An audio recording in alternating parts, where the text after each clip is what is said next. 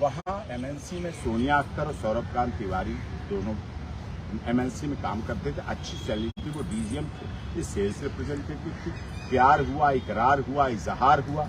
उसके बाद उन्होंने प्यार में धर्म परिवर्तन किया, क्योंकि वैसे शादी कर नहीं सकते। बताया तो उसे ये कि मेरी पत्नी एक्सपायर हो चुकी है, लेकिन उन्हें पता था कि कैसे कर सकते हैं दूसरी शादी, तो उन्होंने धर्म परिवर्तन किया। धर्म परिवर्तन करने के बाद उसको विवाह किया, निकाह किया। निकाह नामा हुआ मस्जिद में, काजी, हाजी, मौलवी सबके सामने हुआ। फिर वो मैरिज रजिस्ट्रेशन हुई। मैरिज रजिस्ट्रेशन के बाद वहां आगे फिर वलीमा, स्टाफ से वलीमा हुई। उसमें उनकी कंपनी के जॉन, मिस्टर जॉन आए, वो आए, खुद मालिक आए, और बड़ा अच्छा कॉमन फ्रेंड्स थे, अच्छी दावत थी। उसके बाद हनीमून मना, बहुत अच्छी जगह पर, और वहाँ हेलीकॉप्टर से 4 दिन तक साइट सीन हुआ और बहुत प्यार हुआ, बहुत इजहार हुआ। और उसके बाद वो प्रेग्नेंट हो गई। प्रेग्नेंट होने के बाद भी प्लान था कि बच्चे की डिलीवरी भारत में कराएंगे चल के, और वो क्रिटिकल केस होने की वजह से वीजा भी लग गया, लेकिन वो नहीं आ पाई। लेकिन सौरभ कांत तिवारी ने बड़े अच्छे हॉस्पिटल में उनका प्रेगनेंसी कराई, अपना पूरे टाइम रहे डिलीवरी में, खाना खाला पिलाते समय जो सारे काम पति कर सकता है सारे काम किए। बच्चे को गोद लिया डिलीवरी के बाद, जब डॉक्टरों ने दिया, वो सब कुछ हुआ। वहाँ दोनों पढ़े लिखे हैं, वेल एजुकेटेड हैं। उसी दौरान ऐसा नहीं है, फिर इन्होंने बता दिया, जब वो प्रेग्नेंट थी सोनिया, तभी बता दिया कि हमारी पत्नी भी है, थोड़ी अनबन है हमारी।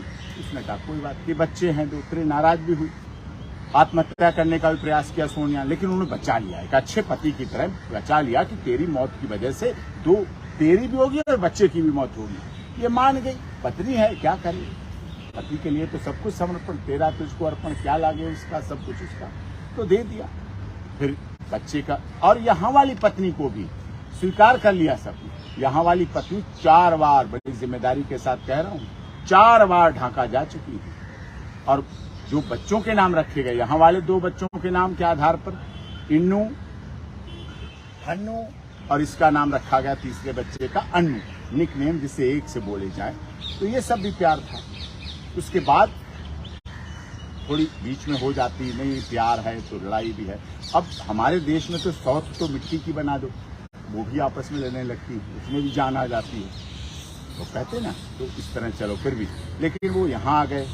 इस बीच फिर मई 2023 में भी सोनिया भारत आई, यहाँ रही, शिवालिक में रही, होटलों में घूमी, लाल किला घूमी, ताजमहल घूमी आगरा का, इंडिया गेट घूमी, कुतुब मीनार घूमी, चांदनी चौक में बड़ी अच्छी मार्केटिंग कराई, सब कुछ खूब अच्छा हुआ। वहाँ खूब खरीदारी कराई, बहुत प्यार से, ऐसा नहीं बड़े सम्मान, उसमें बच्चों को नहीं लेके आई, अकेली आई, तो रही हफ्ता भर, खूब घूमी।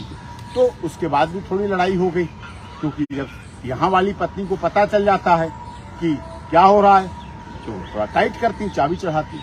मैं उनके अधिकार की बात करता हूँ कि वो भी पत्नी है, ये भी पत्नी है, वो 2 बच्चे भी हैं, ये बच्चा भी है, इनमें इन बच्चों की तो कोई गलती नहीं। चलो प्यार तिवारी जी ने किया, तुमने अपना दिल, दायरा, जेब, दिमाग, जुबान, उन्हें बड़ा करना पड़ेगा, बड़ा करेंगे तो उसमें होगा।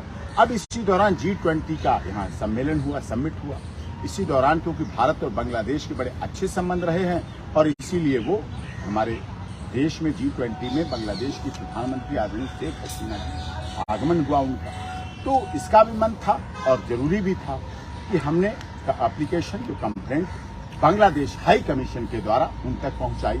उन्होंने उसको देखा पूरी तरह से, शेख हसीना जी ने, क्योंकि बांग्लादेशी सिटीजन है और मीडिया में चला हुआ है, तो सोनिया के बारे में देखा, उन्होंने पता किया कि ऐसे रह रही, उसमें लिखा था किराए पर रह रही हूँ, परेशान हूँ, बच्चे 1 साल 4 महीने के बच्चे को लेकर दर भटक रही हूँ, काउंसलिंग हुई नहीं सफल, 1 महीना से अधिक दिन हो गए।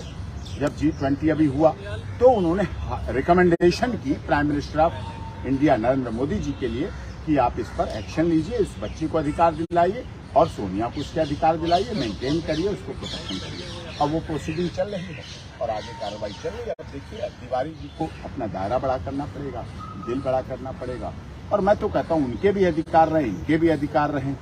इस्लाम धर्म कहता है बहु विवाह पद्धति को, हिंदू धर्म नहीं कहता है। धर्मेंद्र हेमा मालिनी ने भी ऐसे शादी की थी, जब दिल लग गया हेमा मालिनी से रखना पड़ा, दोनों धर्म। हरियाणा के बड़े परिवार में राजनीतिक दल ने, उसने भी ऐसा किया।